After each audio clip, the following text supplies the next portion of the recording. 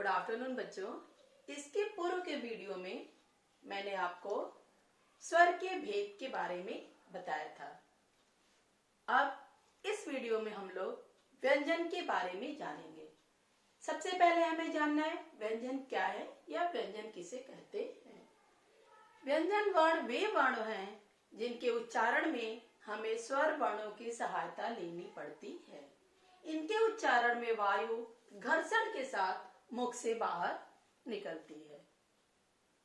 व्यंजन 6 तरह के होते हैं।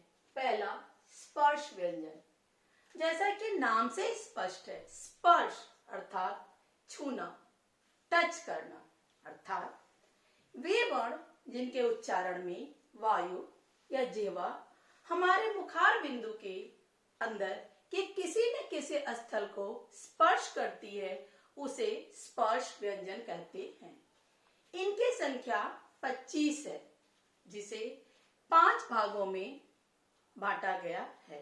वे 5 भाग हैं: क वर्ग, च वर्ग, ट वर्ग, त वर्ग और प वर्ग। एक एक वर्ग में 5-5 अक्षर होते हैं। क वर्ग क, ख, ग, घ और अंग्य।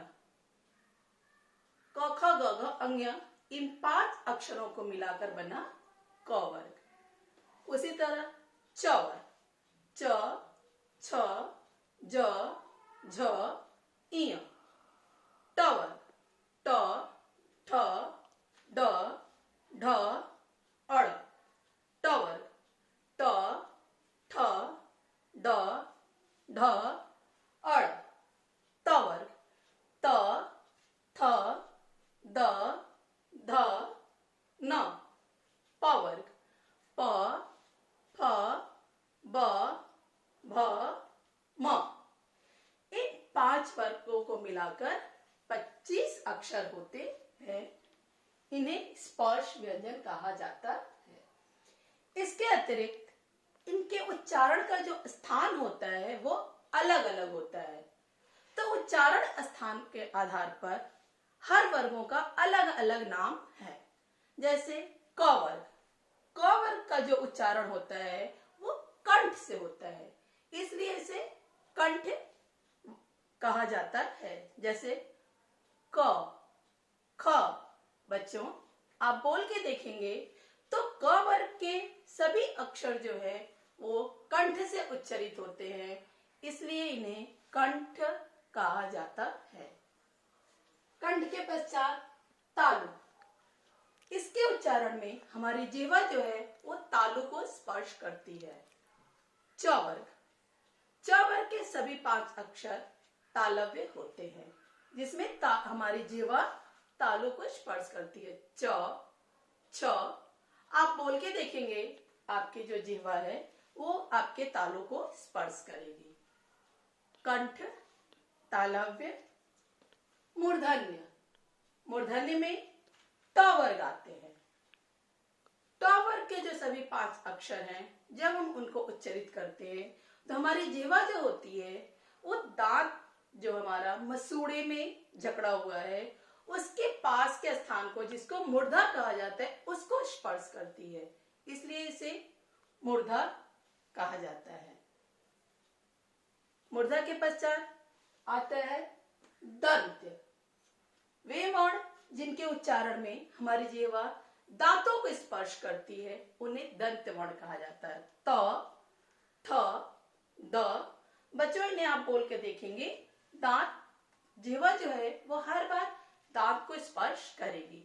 और अंतिम है ओष्ठ, जिनके उच्चारण में हमारे ओष्ठ काम करते हैं। प वर्ग प, फ। आप बोल के देखेंगे, आपके होंठ बार बार एक दूसरे में टच होंगे फिर अलग होंगे, टच होंगे फिर अलग होंगे। ये 5 उच्चारण स्थल है। इन्हें याद करने का एक फॉर्मूला है, कतामु द ओ। शॉर्ट में आप इसको याद कर लेंगे, कतामु, कतामु द ओ। क से कंठ, ता से तालु, मु से मूर्धा। मूर्धा, द से दंत और ओ से ओष्ठ। आप जब ऐसे याद कर लेंगे तो आजीवन इसे कभी भी भूल नहीं पाएंगे। यह हुआ स्पर्श व्यंजन। स्पर्श व्यंजन के पश्चात आता है अंतस्थ व्यंजन। अंतस्थ अंतस्थ व्यंजन वे व्यंजन हैं जिनका उच्चारण हमारे अंतःकरण से होता है। इनकी संख्या 4 है। य, र, ल, व। जब बच्चों आप इन्हें बोल के देखिएगा, य, इसका जो उच्चारण होगा वो कंठ के नीचे से आवाज लगता है आ रही है, इसलिए इसे अंतस्थ व्यंजन कहा जाता है। अंतस्थ के पश्चात आता है उष्म। उष्म शब्द का अर्थ होता है उष्मा या भाप या गर्म हवा। इन वर्णों के उच्चारण में हमारे मुख से गर्म हवा बाहर निकलती है, उष्मा बाहर निकलती है। इनकी संख्या भी 4 है। ये कौन कौन से? श, स, स, ह अर्थात तालव्य श, मूर्धन्य स, दंत स और ह। ये 4 उष्म व्यंजन हैं। संयुक्त व्यंजन। संयुक्त व्यंजन की संख्या भी मूलतः 4 है। वैसे इनकी संख्या कहीं कहीं 5 भी बताई जाती है, कहीं कहीं 6 भी बताई जाती है, लेकिन मूलतः इनकी संख्या 4 है। छोटी कक्षाओं में आप इन्हें 3 भी पढ़ेंगे। वो 4 कौन कौन से हैं? छ, त्र, ज्ञ और स्र। अब इन्हें संयुक्त क्यों कहा जाता है? संयुक्त का अर्थ होता है मिलना, अर्थात 2 वर्णों के मिलने से इनका निर्माण होता है, इसलिए इन्हें संयुक्त व्यंजन कहा जाता है। जैसे स्र हलंत श र, श हलंत क और मूर्धन्य स, त्र हलंत त और र, ज्ञ हलंत ज और य। लेकिन बच्चों अभी की कुछ नई पुस्तकों में आप देखेंगे तो इसके लिखने का तरीका कुछ भिन्न भी देखने को मिल रहा है। जैसे नई पुस्तकों में जब हम देखते हैं तो ये जो श्र है, पहले कुछ की पुस्तकों में पहला जो श है वो उसमें हलंत है, दूसरे में नहीं है। इसी तरह प्रत्येक अक्षर में स, क, त, ज पहले सब हलंत वाले हैं, दूसरे में हलंत नहीं है। लेकिन कुछ पुस्तकों में हम देखते हैं तो हमें पहले और दूसरे दोनों अक्षर में हलंत लगे हुए मिलते हैं और उसके पश्चात उसमें अ जोड़ा जाता है। तो नई पुस्तकों में जो संयुक्त व्यंजन है वो 3 भागों में बटे रहते हैं और पुरानी पुस्तकों में 2 भागों में बटे रहते हैं। जिन पुस्तकों में इनकी संख्या 4 बताई जाती है उसमें स्र, छ, त्र, ज्ञ बताया जाता है। जिनमें 5 बताया जाता है उसमें द्य को भी जोड़ दिया जाता है और कभी कभी किसी पुस्तक में 6 बताया जाता है, उसमें द्व को जोड़ दिया जाता है। लेकिन ज्यादातर पुस्तकों में इनकी संख्या 4 ही बताई जाती है। संयुक्त व्यंजन के पश्चात आता है आगत व्यंजन। इसके पूर्व स्वर में भी आपने आगत के बारे में पढ़ा था। आगत क्या है? जो किसी के आने से हमारे बीच आ जाता है।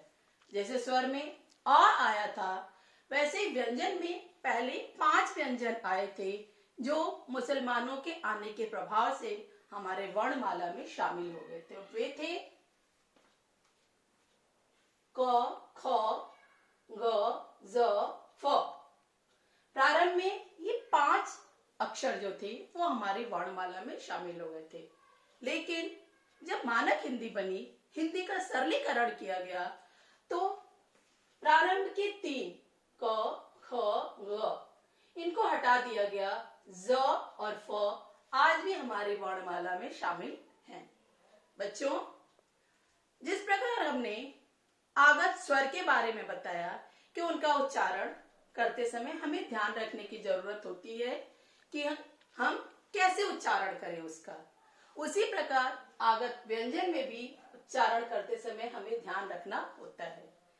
जिन अक्षरों के नीचे नुक्ता लगा होता है वे आगत व्यंजन है, वे अरबी फारसी के उर्दू के शब्द होते हैं।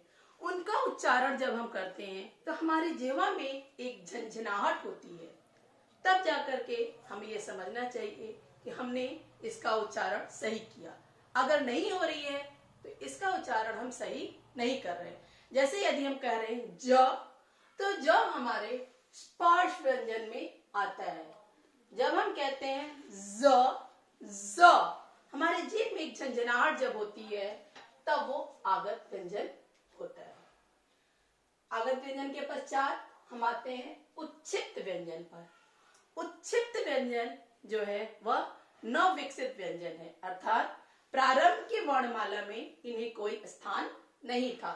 बाद में इनका निर्माण ट वर्ग के ड और ढ से ये ड़ और ढ़ इन दो व्यंजनों का निर्माण हुआ।